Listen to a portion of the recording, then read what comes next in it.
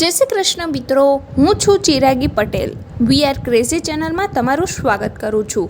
તમે આગળના વિડીયોમાં બહુ જ સરસ કમેન્ટ કરી હતી અને વિડીયોને સારો એવો રિસ્પોન્સ આપ્યો હતો. આ વિડીયોમાં પણ હું તમારા પાસેથી એવી જ આશા રાખું છું કે સારી તમે કમેન્ટ કરતા રહો અને વિડીયોને બને તેટલું લાઇક અને શેર કરો.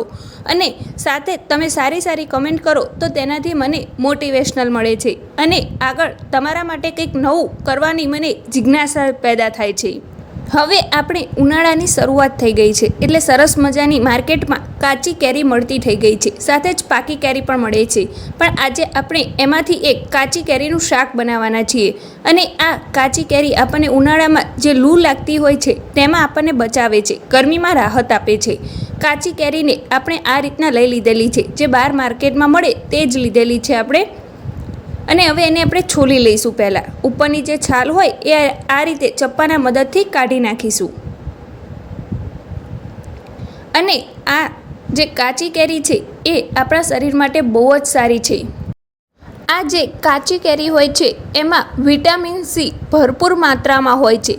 એમાં તમને જુદા અલગ બહુ જ પોષક તત્વો મળે છે, જેનાથી ઘણી બીમારીઓને તે દૂર કરે છે. કાચી કેરીને પાણી સાથે ખાવાથી શરીરમાં પાણીની અછત થતી નથી. જે વ્યક્તિને એસિડિટીની પ્રોબ્લેમ રહેતી હોય તો તે વ્યક્તિએ અત્યારે ઉનાળાની સિઝનમાં કાચી કેરી ભરપૂર મળે છે, તો બપોરના સમયમાં નિયમિત રીતે તમારે કાચી કેરીનું સેવન કરવાનું છે, જેથી તમને એમાંથી રાહત મળશે. અને આ કાચી કેરીના જો આટલા બધા ફાયદા હોય તો એને આપણે ખાવી જ જોઈએ.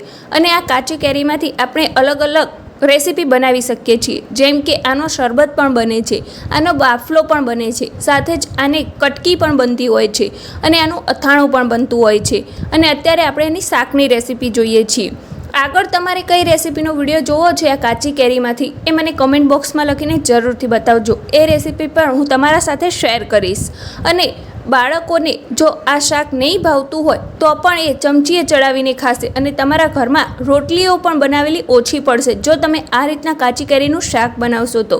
અત્યારે આપણે આ કાચી કેરીને છોલી લીધેલી છે અને સાથે જ હવે આને આપણે સુધારી લઈએ છીએ. જો અત્યારે આપણે આ રીતના કટકામાં સુધારી છે, તમારે જે ટાઈપ સુધારવી હોય એ રીતે તમે સુધારી શકો છો. અને અંદર જે ગોટલાનો ભાગ હોય એને આપણે દૂર કરી લીધેલો છે. જો આ રીતના આપણે આ જે ગોટલો છે એને સાઈડમાં મૂકી દઈશું અને આને ફેંકી નથી દેવાનો.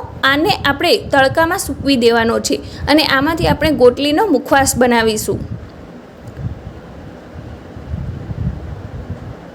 અને આ ગોટલીનો મુખવાસ કેવી રીતે બનાવો તેની રેસીપી પણ હું તમારા સાથે શેર કરીશ. એટલે તમે આ વી આર ક્રેઝી ચેનલને સબસ્ક્રાઈબ ના કરી હોય તો એને સબસ્ક્રાઈબ જરૂર કરી દેજો, એટલે હું જે પણ વિડીયો મૂકું અવનવા વિડીયો એ તમારા સુધી સૌથી પહેલાં પહોંચે. તો જો આ રીતના આપણે હવે બધી જ કેરીને સરસ મજાની સુધારી લીધેલી છે અને એમાંથી ગોટલાનો ભાગ અને છાલનો ભાગ દૂર કરી લીધેલો છે. અને આ રીતના હવે આપણી કેરી સુધારાઈ જાય એટલે આપણે એને સરસ મજાનું શાક બનાવીશું. તો ચલો શાક બનાવવા માટે આપણે ગેસની ફ્લેમને ઓન કરી લઈએ અને આપણે મીડિયમ ગેસ રાખીશું, બહુ હાઈ પણ નહીં અને બહુ સ્લો પણ નહીં. અને જાડા તળિયાવાળું વાસણ ગરમ કરવા મૂકી દઈશું. અને સહેજ ગરમ થાય એટલે એમાં આપણે 3 મોટી ચમચી જેટલું તેલ ઉમેરી દઈશું. તેલ તમારા ઘરમાં જે પણ યુઝ કરતા હોય એ તમારે લેવાનું છે. રેગ્યુલર જ તેલ લીધેલું છે આપણે.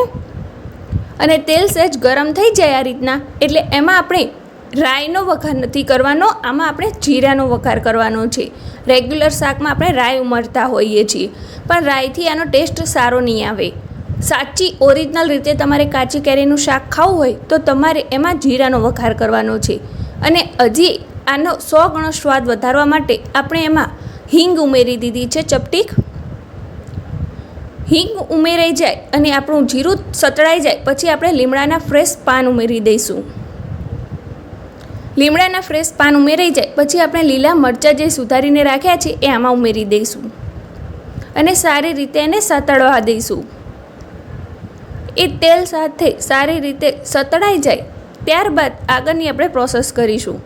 તો આગળની પ્રોસેસમાં આપણે હળદર પાવડર લીધેલો છે, તેને આ તેલમાં જ ઉમેરી દેવાનો છે. અને પછી આપણી જે કાચી કેરી સુધારીને રાખી હતી તે આમાં ઉમેરી દઈશું બધી જ. અને આને સારી રીતે તેલ સાથે મિક્સ કરી લઈશું. જો આ રીતના એને સારી રીતે મિક્સ કરી લેવાનું છે પહેલાં. અને તમે જો આ રીતના કાચી કેરીનું શાક બનાવશો તો તમારે 2-3 દિવસ સુધી આને સ્ટોર કરવું હોય તો પણ તમે કરી શકો છો. એને 2-3 દિવસ સુધી એ ખરાબ નથી થતું આ કાચી કેરીનું શાક. તો જો આ રીતના સારી રીતે આપણું કાચી કેરી જે હતી એ તેલ સાથે મિક્સ થઈ ગઈ છે. એટલે આમાં આપણે લાલ મરચું પાવડર ઉમેરીશું. જે રીતે તમે તીખાશ ખાતા હોય એ પ્રમાણે તમારે ઉમેરવાનું છે. ત્યારબાદ આપણે ધાણા જીરું પાવડર ઉમેરીશું. એ ઉમેરાઈ જાય બાદ તેને સારી રીતે મિક્સ કરી લઈશું ઉપરનીથી. હવે જો આ રીતના આપણે એને સારી રીતે મિક્સ કરી લઈશું ચારે બાજુથી, ક્યાંય પણ કોરું ના રહે એ રીતના. અને આ શાક ફટાફટ ચડી જાય એના માટે આપણે આમાં જે સ્વાદ અનુસાર મીઠું હોય એ ઉમેરી દઈશું. અત્યારે મેં અડધી ચમચી જેટલું મીઠું ઉમેર્યું છે. તમને જરૂર લાગે તો તમે થોડુંક વધારે પણ ઉમેરી શકો છો. અને આને સારી રીતે મિક્સ કરી લઈશું. આ રીતના મિક્સ થઈ જાય પછી આની અંદર આપણે પાણી નથી ઉમેરવાનું, પણ એની ઉપર એક થાળી ઢાંકી દઈશું. અને આપણી થાળી ઢંકાઈ જાય બાદ એની ઉપર થાળીની અંદર આપણે આ રીતના સ્ક્રીનમાં દેખાય એ રીતના આપણે પાણી ઉમેરવાનું છે. 1 કપ જેટલું પાણી ઉમેર્યું છે આપણે. એટલે નીચે ગેસની ફ્લેમ પણ જો આપણે મીડિયમ રાખેલી છે ત્યાંથી પણ ગરમ થશે અને ઉપર આ રીતના વરાળથી પણ શાક ચડશે. અને 5 મિનિટ થાય પછી આપણે એને થાળી હળવા હાથે હટાવી લેવાની છે, અંદર પાણી ના પડે એ રીતના. તો જો કેટલું સરસ મજાનું આપણું તેલ છૂટું પડ્યું છે અને બિલકુલ પાણી વગરનું શાક તૈયાર થયું છે. જો કેટલું સરસ મજાનું લાગી રહ્યું છે. સ્ક્રીનમાં જોતાં જ આપણા મોઢામાં પાણી આવી જાય છે એવું આ શાક તૈયાર થયું છે. અને હવે આ શાકને એકદમ ખાટો મીઠો ટેસ્ટ આપવા માટે આપણે આમાં ગોળ ઉમેરીશું. આમાં આપણે ખાંડનો બિલકુલ પણ ઉપયોગ કરવાનો નથી, કારણ કે ખાંડ આપણા હેલ્થ માટે બહુ સારી નથી. એટલા માટે આપણે ગોળનો ઉપયોગ કરીશું. અને ગોળ આપણે જ્યારે શાક ચડી જાય પછી જ ઉમેરવાનું છે. અને તેને આપણે બહુ વાર ચેડવવાનું નથી. જો વધારે પડતો ગોળ ઉકાળવામાં આવે પાણી સાથે તો એ આપણા શરીરને નુકસાન કરે છે, એનાથી ઘણા રોગ પેદા થાય છે. એટલે આપણે એને બહુ થવા નથી દેવાનો. બસ આ રીતના ગરમ શાક હોવાથી એ જલ્દી જ અંદર મેલ્ટ થઈ જશે. એટલે આપણે ગેસની ફ્લેમ ફટાફટ બંધ કરી દઈશું ગોળ ઉમેરીને. તો જો કેટલું સરસ મજાનું ટેસ્ટી એવું દેખાય એવું આપણું કાચી કેરીનું શાક બનીને તૈયાર થઈ ગયું છે. આને તમે બહાર ટ્રીપ ઉપર જતા હોય ત્યારે પણ લઈ જઈ શકો છો. આને પછી થેપલા સાથે કે પછી ગરમ રોટલી સાથે ખાઈ શકો છો. અને આમાં હવે આપણે છેલ્લે લાસ્ટમાં ગાર્નિશિંગ માટે આ રીતના કોથમીરના પાન ઉમેરી એને સર્વ કરીશું. તો તમને આ રેસીપીનો વિડીયો કેવો લાગ્યો મને કમેન્ટ બોક્સમાં લખીને જરૂરથી બતાવજો. અને આગળ તમે કઈ રેસીપીનો વિડીયો જોવા માંગો છો એ પણ કમેન્ટ બોક્સમાં લખીને જરૂરથી બતાવજો. અને તમારા ફ્રેન્ડ્સ વચ્ચે આ વિડીયોને શેર કરવાનું બિલકુલ ના ભૂલતા.